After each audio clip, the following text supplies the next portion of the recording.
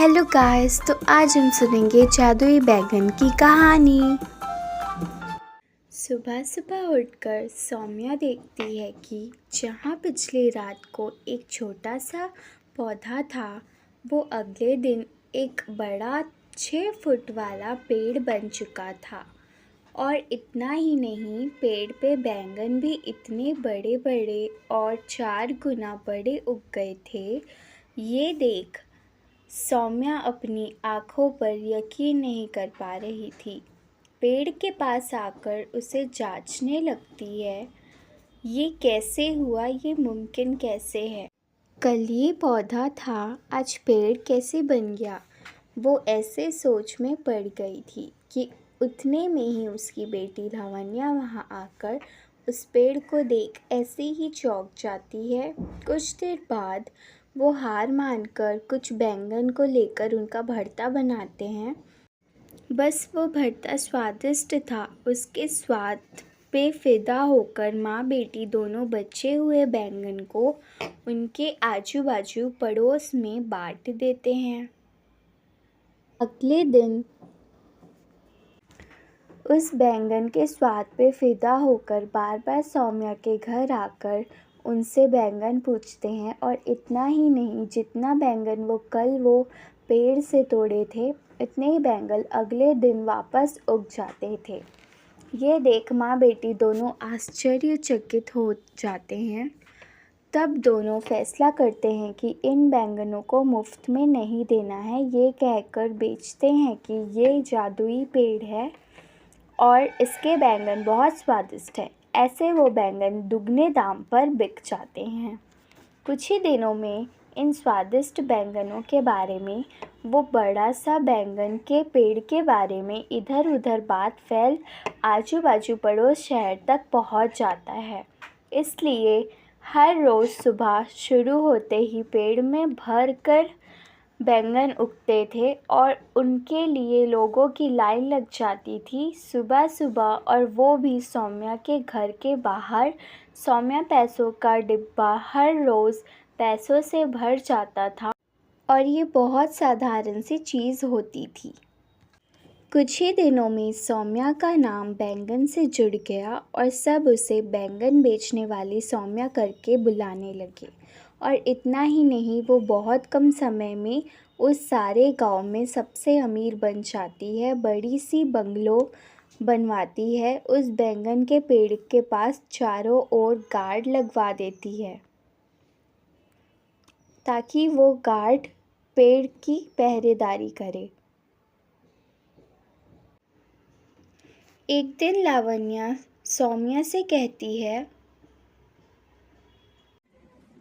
माँ, रातों रात एक छोटा सा पौधा इतना बड़ा पेड़ कैसे बन गया, और ऊपर से सारे के सारे बैंगन हमने तोड़ दिए, फिर भी अगले दिन उस जगह में इतने ही बैंगन उग जाते हैं, ये कैसे मुमकिन है। अरे हाँ, मैं भी इस चीज़ के बारे में सोचना भूल ही गई। चलो, जो भी हुआ उससे हमारा अच्छा ही तो हुआ। अब तो मुझे तुम्हारी शादी की भी कोई फिक्र नहीं है बेटा। ऐसे कहती है और ठीक तभी सौम्या को एक बात याद आती है और तब वो उसे याद की हुई सारी बातें बताती हैं जो उसके साथ पहले बीती थी।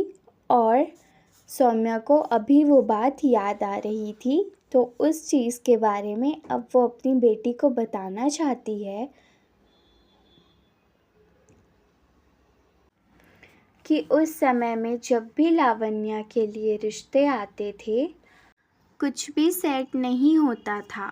अगर लावण्या को लड़का पसंद आ गया तो लड़के वालों को इनका दहेज नहीं पसंद आता था, और अगर लड़के ने लावण्या को पसंद कर लिया तो लावण्या को लड़का पसंद नहीं आता था। ऐसे बहुत सारे रिश्ते देख देख कर सौम्या थक गई थी।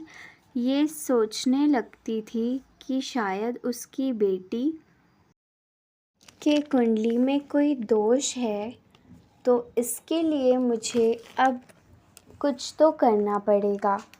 ऐसे तो नहीं चलेगा।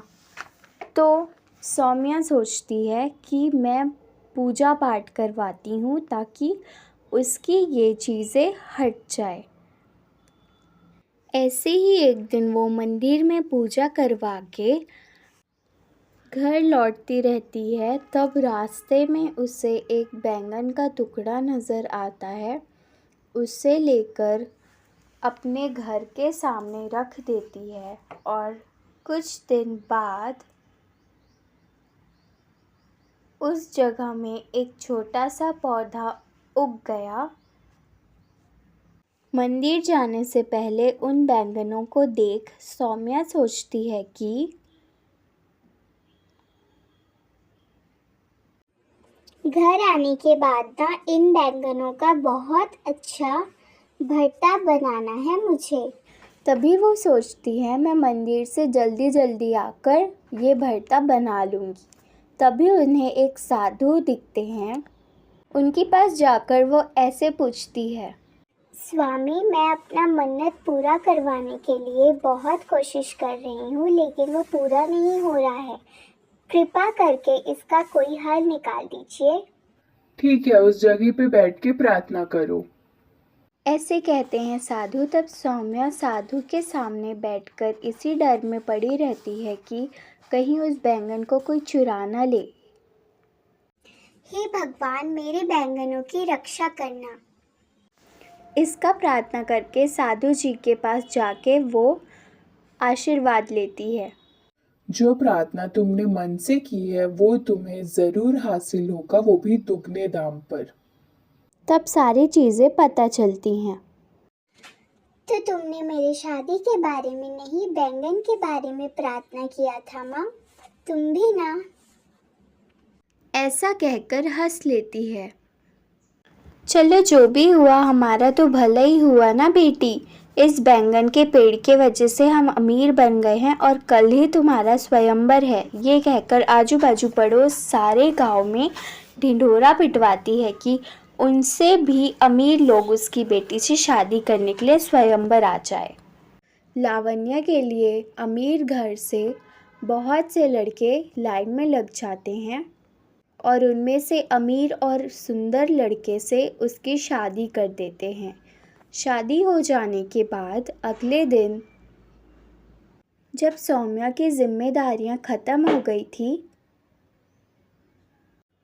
तो सौम्या बैंगन के पेड़ के पास जाकर बैठती है और सोचती है कि उस दिन मुझे इस बैंगन के बदले में काश कुछ सोने का ख्याल आया होता। बैंगन के बदले सोना दुगने में मिल जाता था, तब मैं और अमीर बन जाती। हाँ, तब तो मैं और भी अमीर हो जाती। अगले दिन सुबह उठने पर उस पेड़ के जगह वही पुराना वाला छोटा सा पौधा था जो सौम्या ने वहाँ लगाया था। तब सौम्या को पूरी बात समझ में आती है कि उसने क्या कर दिया। आशा करना तो अच्छा ही है, पर लालच करना बहुत बुरी